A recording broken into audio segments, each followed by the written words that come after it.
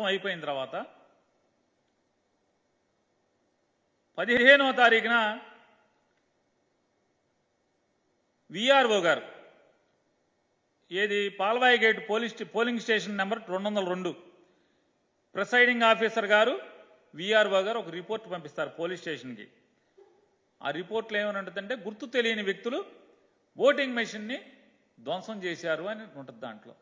దాంట్లో ఎక్కడా కూడా పిన్నెల్లి రామకృష్ణారెడ్డి ఎమ్మెల్యే వచ్చి ధ్వంసం చేశాడని పోలింగ్ ఆఫీసర్ కానీ ప్రిసైడింగ్ ఆఫీసర్ కానీ లేదా స్థానిక విఆర్ఓ కానీ పాల్వాయి గేట్ విఆర్ఓ కానీ ఎక్కడా మెన్షన్ చేయరు.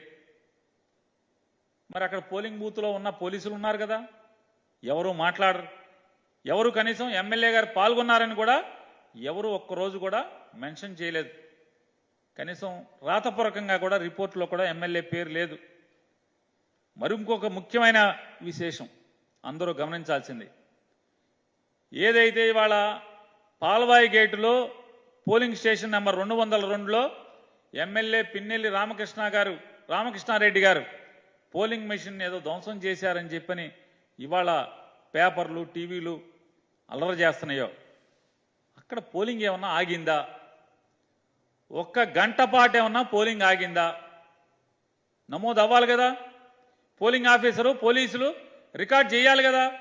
ఈ వీడియో కానీ మీకు నచ్చినట్లయితే లైక్, కామెంట్, షేర్ చేయండి. మరిన్ని అప్డేట్స్ కోసం సబ్స్క్రైబ్ చేయండి.